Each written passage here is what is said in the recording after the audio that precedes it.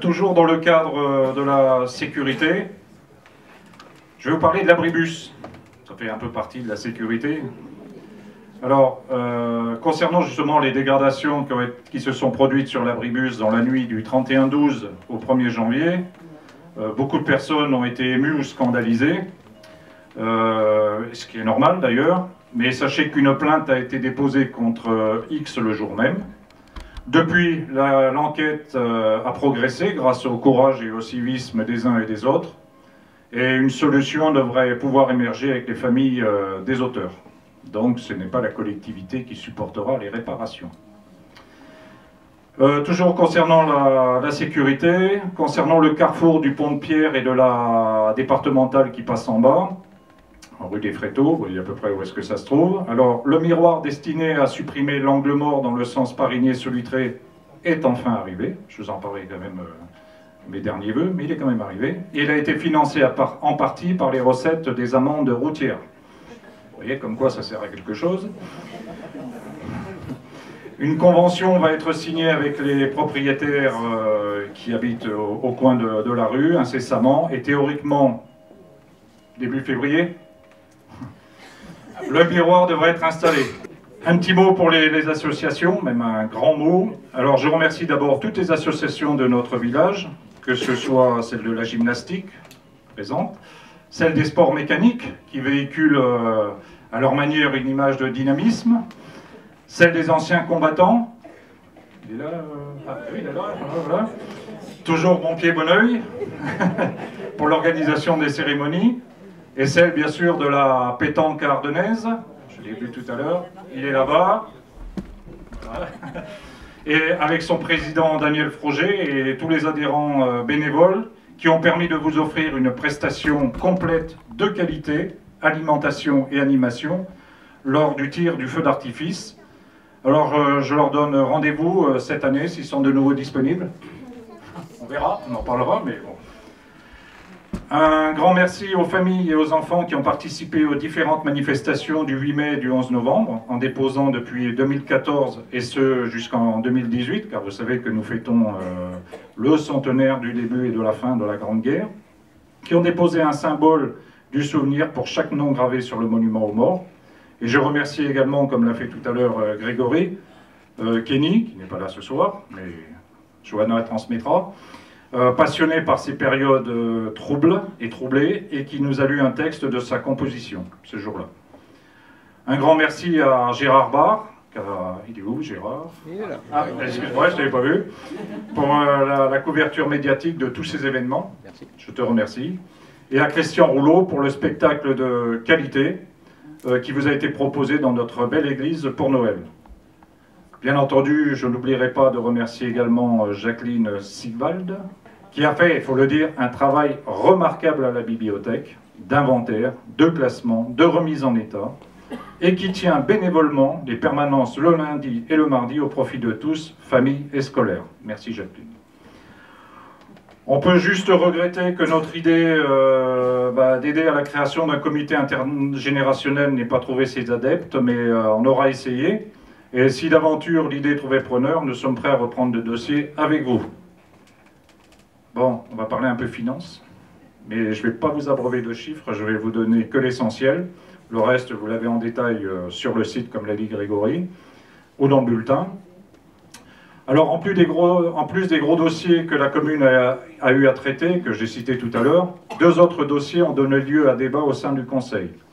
Le logement social et l'assainissement. Pourquoi ?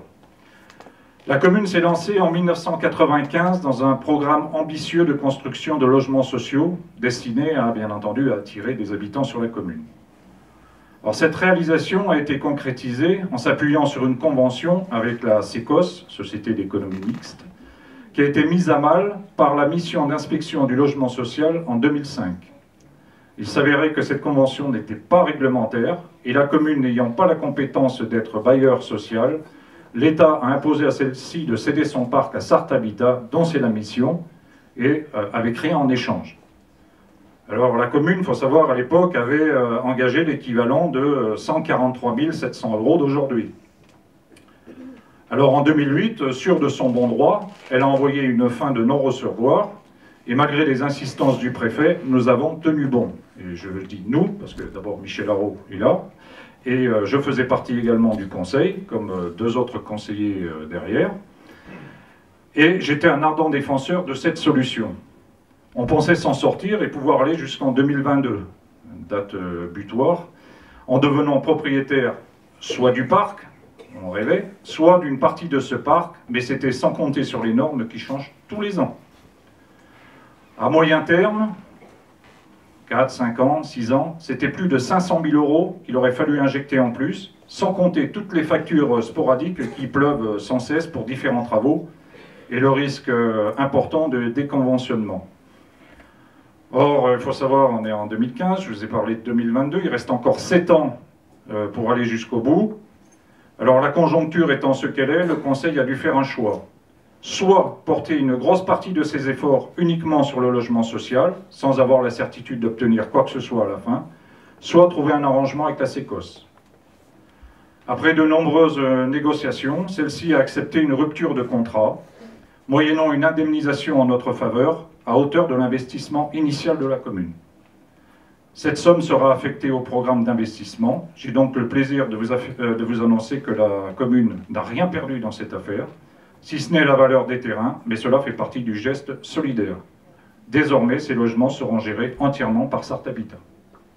Autre dossier, en 2009, la commune a misé sur un essor de sa population. De fait, les négociations avec le fermier en charge de l'assainissement ont été optimistes à l'époque. Sauf que 6 ans après, le contrat est très loin d'être rempli. Celui-ci est donc venu réclamer son dû et une revalorisation du prix au mètre cube pouvant atteindre 17%. Je dis bien 17%. Le Conseil, soucieux de ne pas répercuter cette hausse importante à l'ensemble des usagers, a décidé de revoir à la baisse sa propre part et ramener ainsi la hausse à 2,36% en 2016.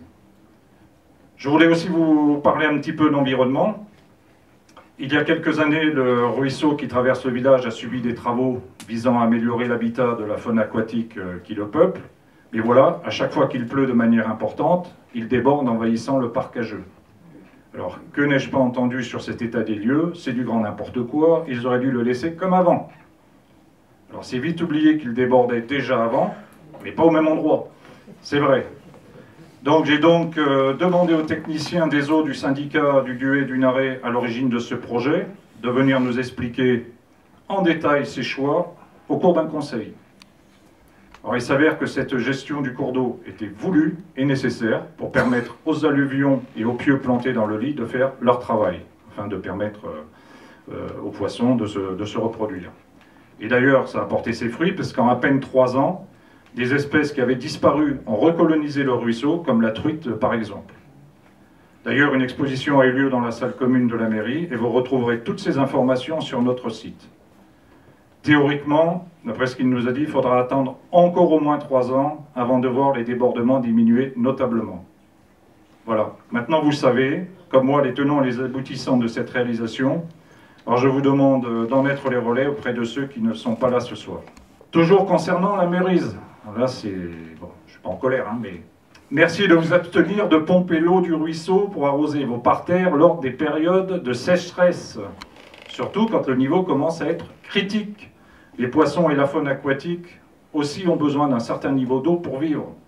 Alors, le plus facile, c'est de se renseigner en mairie quand la préfecture sort des consignes sur l'utilisation de l'eau en période de sécheresse. Je sais que je peux compter sur vous.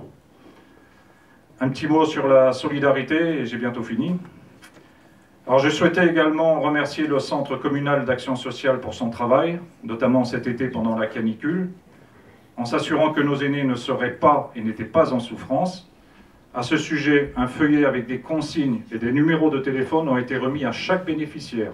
Alors, comme le disait tout à l'heure Grégory, c'est vrai que j'ai gardé mes habitudes militaires. Le village a été découpé en 3 zones, avec 3 intervenants sur chacune d'elles. Un stock d'eau minérale et brumisateur avait été constitué au cas où.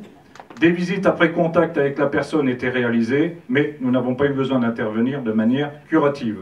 Le thème retenu en 2015 pour le repas des plus anciens était Halloween, et là encore je remercie tous ceux qui ont fourni le matériel personnel, et Dieu sait qu'il y en a eu, préparer la décoration aussi avec les enfants de la Maison pour tous, participer de près ou de loin à cette manifestation, ainsi qu'au goûter de Noël, où chacun est reparti avec un colis.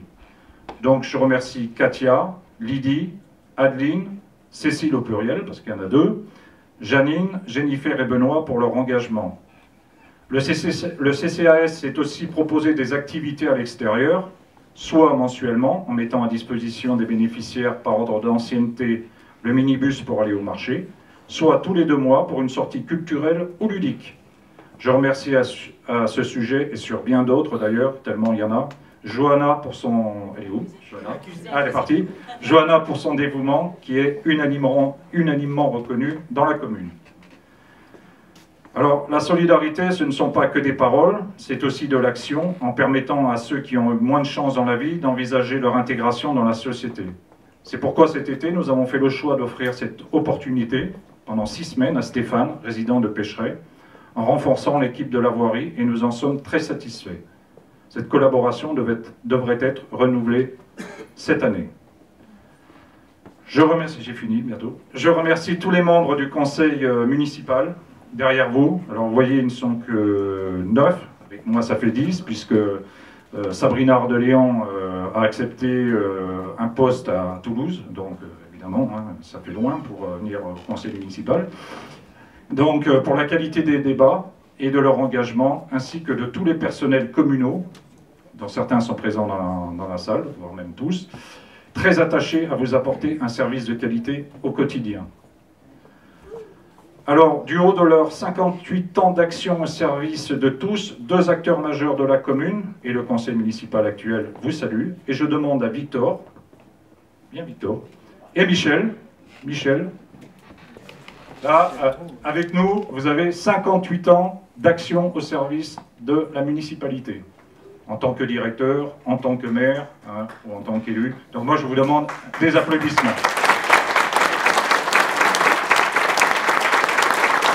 Donc je leur ai demandé de me rejoindre pour vous adresser nos meilleurs vœux, en vous souhaitant vraiment du fond du cœur une bonne année 2016. Préservez-vous, soyez heureux. Et après l'intervention du président de la communauté de communes et de madame la députée, je vous donne rendez-vous autour du verre de l'amitié et du partage de la galette. Merci.